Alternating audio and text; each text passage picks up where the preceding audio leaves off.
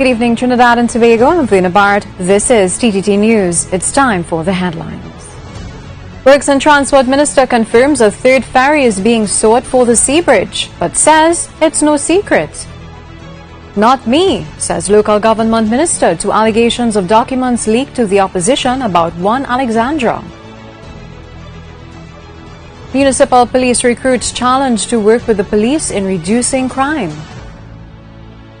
And in sport, all-rounder Deandra Dutton powers Bajans past TTT women cricketers again. The Jean de la Valette will be joining the TNT Spirit and the Galleon's Passage on the Sea Bridge soon. Works and Transport Minister Rohan Sinanan told the Senate a third ferry was always part of the plans and not recently introduced or included as some have suggested. Ian Wason has more. When the news broke about a third ferry being on its way to this country to service the sea bridge between the two islands, there were questions about secrecy, since apparently it caught everyone by surprise.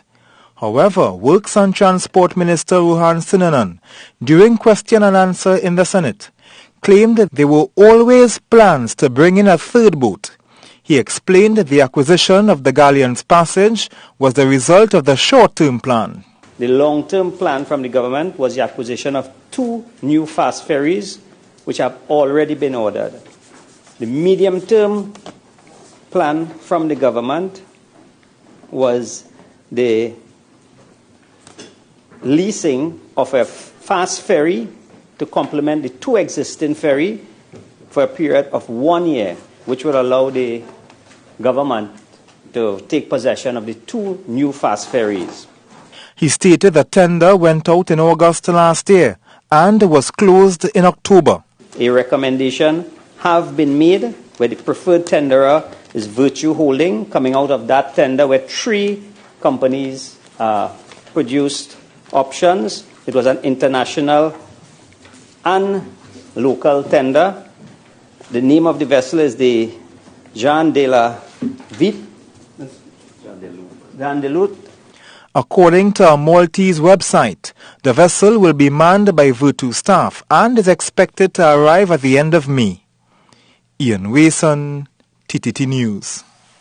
Minister of Rural Development and Local Government Kazim Hussain says he is not involved with any leaking of documents to members of the opposition, and he says he continues to be a loyal member of the People's National Movement. On Monday, speaking to reporters in Rio Claro, opposition leader Kamla Persad-Bissessar said once again she had received information about a rented property on Alexandra Street, St. Clair, from members of government. She said, contrary to what people believe, it wasn't Minister Hussain. After I read out the cabinet note on this matter, and they really brutalized a poor fellow, I hear he crying all about one of the ministers because they're telling that minister, hey, you the one give Kamla that cabinet note. No, it was not Kazim. You did not give me the cabinet note. It was not Kazim. Okay? It wasn't Kazim, so leave him alone. Leave him alone, he will come home. The Minister of Rural Development and Local Government said he was surprised to hear his name called. I am a loyal, faithful person. I was brought up like that. My religion specifies that. And I would not go against anybody who I am loyal to. And I would not leak a document to anyone. I mean, that's unethical. Overfishing is having a major impact on the fisheries sector in this country. That's according to FAO Assistant Director General and Regional Representative for Latin America and the Caribbean, Julio Antonio Berdegui. Minister of Agriculture, Lands and Fisheries, Clarence Rambarat, said once the issue of trawling is dealt with, the sector will be saved. More from Mahalia Joseph Wharton. At the reopening of the Food and Agriculture Organization of the United Nations office in St. Clair, FAO Assistant Director General and Regional Representative for Latin America and the Caribbean, Julio Antonio Berdegui, said one of the areas they are hoping to put more emphasis on is sustainable fisheries in Trinidad and Tobago. They're under tremendous stress. Fisher folks now need to do more work in order to capture less fish. This is an awful proposition for them, for their communities, for the country as a whole. We also have been asked to pay more attention and to contribute more to the sustainable management of forest and protected areas. 44% of the land area of this country is covered by forests. Minister of Agriculture, Lands and Fisheries, Verna Bharath, said there are many issues related to the fisheries sector and the quality and quantity of the catch. But interference with the breeding ground is one that has been, uppermost on the minds of the fisherfolk and various legislators. And to do that, to do any form of enforcement and to structure any policy, we need modern legislation, and this is what this fisheries bill sets out to do, to create an environment where we could enforce the law. He said the draft fisheries bill was approved last year in June by Cabinet and was sent to the Legislation Review Committee. I have set a timeline of April, by end of April, to have this bill in the Parliament, and I really would like to achieve that because it is a 168-clause bill. It is an inch thick, it is substantial legislation, and it will take a tremendous amount of time to navigate that through the Parliament. Minister Verna Bharath said enforcement of legislation is important to deal with the issues surrounding the fisheries industry. Mahalia Joseph Wharton, TTT News. Minister of Rural Development and Local Government Kazim Hussain says more responsibility will be given to municipal police constables to ensure a safer country. However, he is warning the officers not to fall prey to corruption. Minister Hussain says there have been a number of reported corrupt practices coming out of the regional corporations. Marie Hull has more. At an induction ceremony of new municipal police constables at the Marabella South Secondary School, Minister of Rural Development and Local Government Kazim Hussain challenged the new constables to work with the TTPS to eradicate crime. He highlighted some of the issues affecting the municipal corporations. Things like check fraud. We want the municipal police to be able to step in. Approaches will be made to the TTPS to expand your training to ensure that you are able to assist.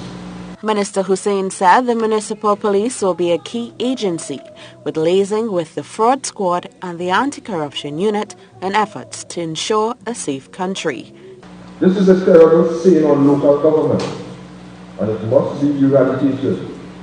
We want our municipal police to become more involved in weeding out these corrupt elements in our corporations who are working against the people and bringing them to justice. He also noted a number of regional corporations being investigated.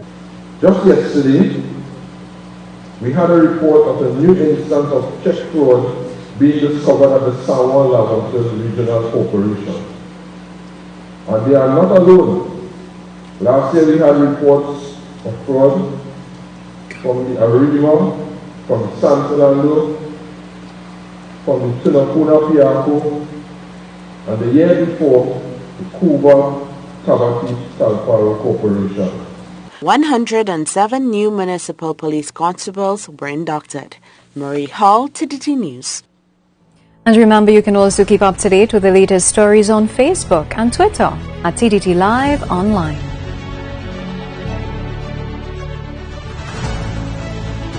More to come. Stay with us.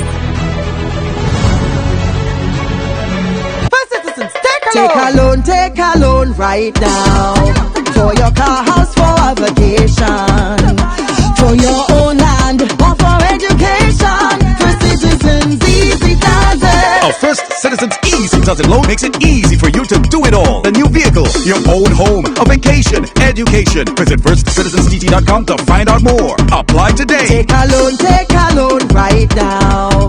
First Citizens Easy does it. First Citizens Easy does it. First Citizens, we put you first.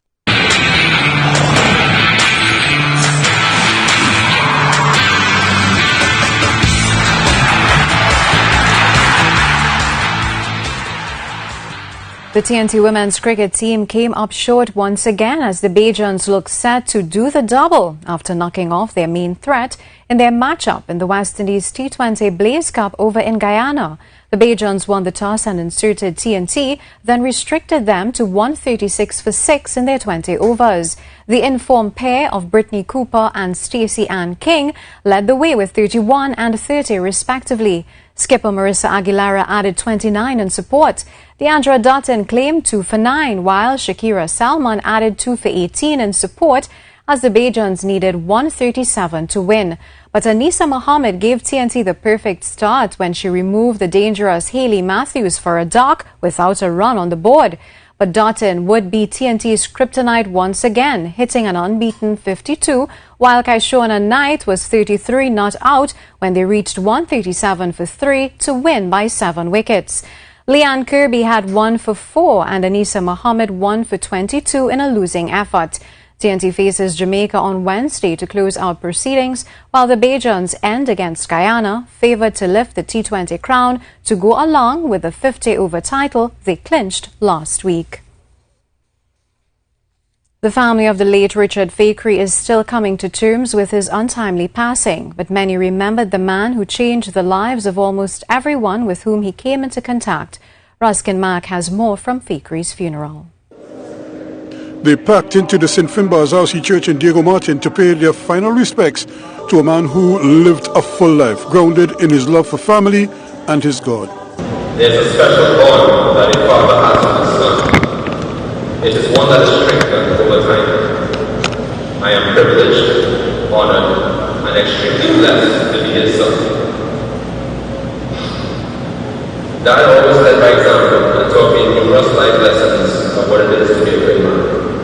First and foremost, love is unconditional always, shown by his love for Mom, Rachel, myself, and now Liz and John. Take care of, protect, and provide for family. Several past and present footballers and administrators were present, joining a large basketball contingent as well, prompting his son to state the obvious about his father's passion for sport.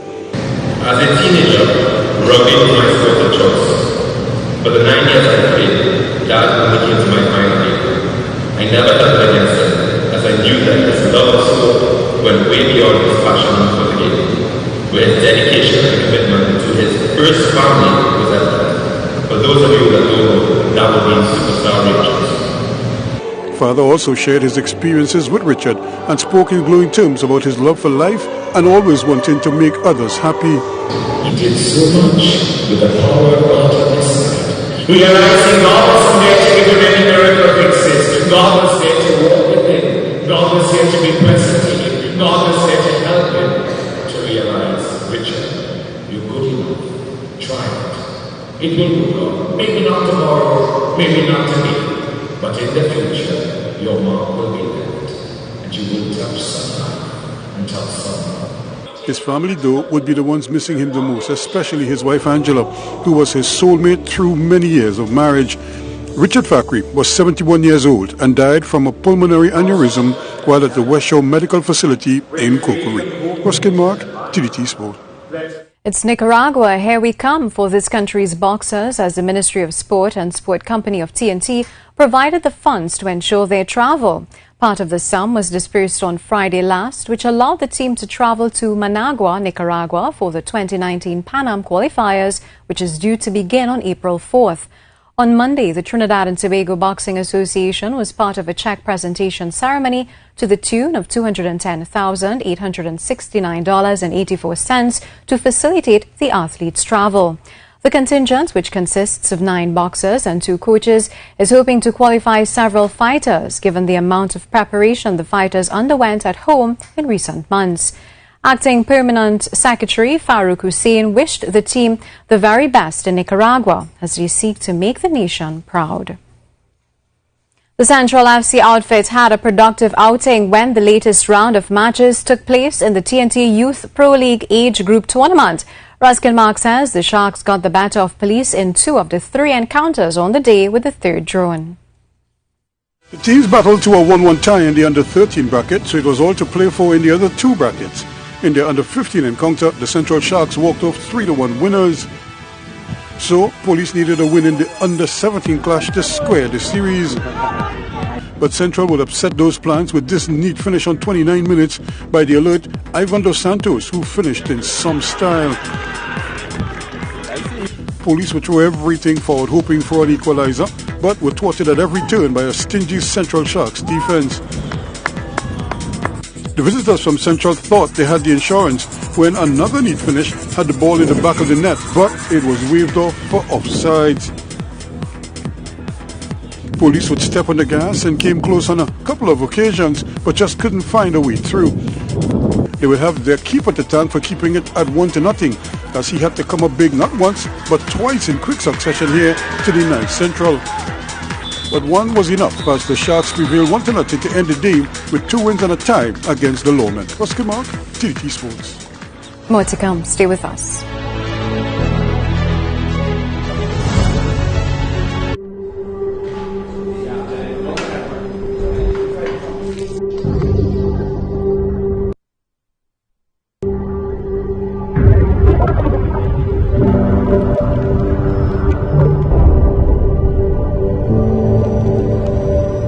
Sensitivity pain fast. With new Sensodyne Rapid Relief, clinically proven relief in 60 seconds. The weather is brought to you in part by the Water and Sewerage Authority. Water, use what you need.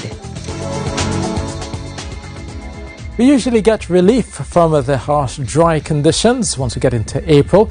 Those April showers tend to come by, but unfortunately for April, May and possibly into June, we continue to see drier than normal conditions. This is for the latest outlook from the Trinidad and Tobago Meteorological Service. So despite the fact that we could be seeing some cloudiness drifting south, all courtesy of a shear line coming down from Barbados into St. Vincent, Grenada and eventually into Trinidad and Tobago, there will still be, unfortunately, no significant rainfall coming out of this system. So we could be seeing maybe 7 millimeters, maybe getting up to 10 in some places. But overall, the cloudy, damp conditions will not put a significant dent, especially through the reservoirs as you go through Tobago and especially into Trinidad over the next few days and even months. So it looks as though a few cloudy spells expected around Blanchishez and Turco coming into Arima, Beach, as well as Piarco. I noticed a few showers passing into Diego Martin and Port of Spain first thing in the morning. During the afternoon, a lot of that cloudiness will remain with us, but we will see some gradual drying of the skies from the north, from Turco, eventually into eastern areas, and that will clear down into southern areas by the latter half of our Wednesday afternoon. And eventually through Wednesday evening, it should be mostly clear. But temperature-wise, looking at 24 degrees Celsius under the expected cloudiness, possibly no higher than 30 degrees Celsius expected through Wednesday. On a Thursday, there will continue to be some moisture around, also some moisture expected on a Friday, possibly highs of 31 degrees Celsius then. Now, for fisherfolk and mariners heading out, we've been seeing those fresh winds, which will likely become a bit more gusty as we get through Wednesday and Thursday, looking at 20 knots. We could be getting up to 25 knots at times. Now, across the Eastern Caribbean, it remains mostly settled, but for central areas around Hispaniola, we still have some frontal systems. Though they're dying, we could continue to see some showers popping up from time to time. A lot of the cloudiness will be hanging around the Dominican Republic and Haiti, and eventually coming into Jamaica by Thursday. But before then, Kingston will be partly sunny at 31 degrees Celsius. We will see a few damp spots as well for Havana, 29 degrees Celsius under some general cloudiness there.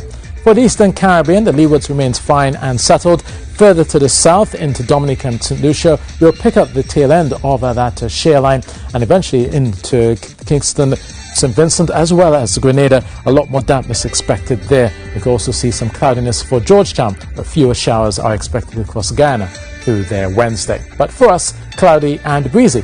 Some showers, especially first thing in the morning. So that's your weather, and that's it from me.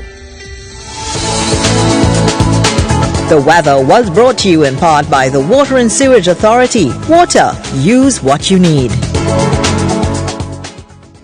This just in. Minister of National Security Stuart Young says threats of violence to any prison officer or any officer attached to any of the national security services will not be tolerated. This is in response to a document purporting to be a confidential report authored by SORT referencing possible threats to prison officers. Minister Young says he has already spoken to both the prison commissioner and the police commissioner about the contents of the report.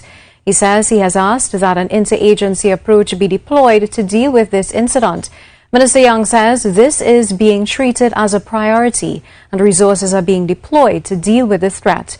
The minister says threats to any officer will be dealt with by the police service as appropriate, and perpetrators of such actions will face the full brunt of the law.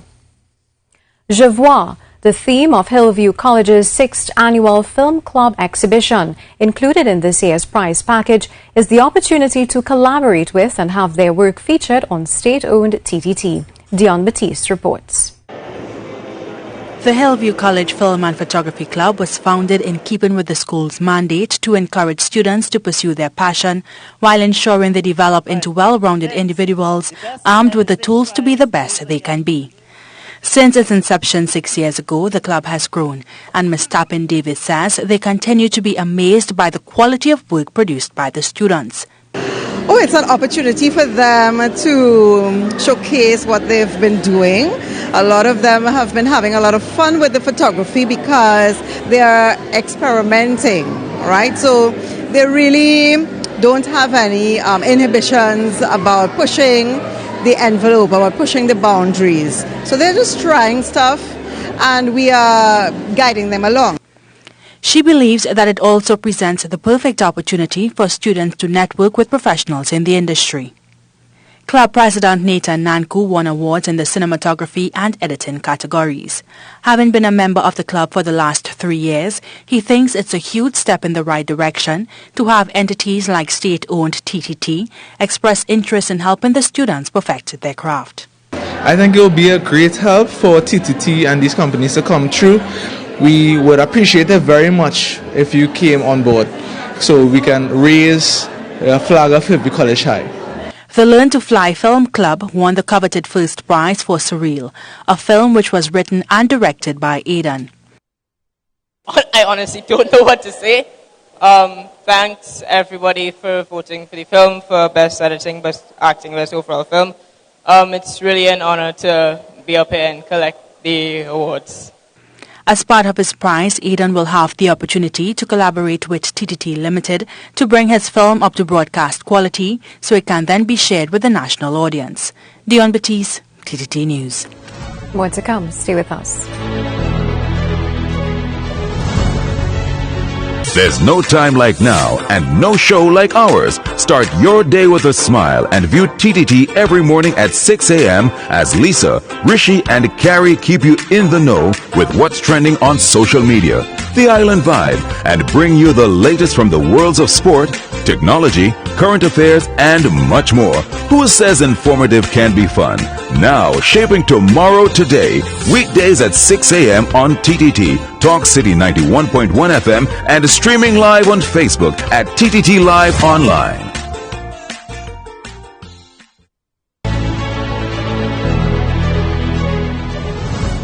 Newly elected president of the Trinidad and Tobago Manufacturers Association wants to double this country's production for export in manufacturing goods over the next 5 years.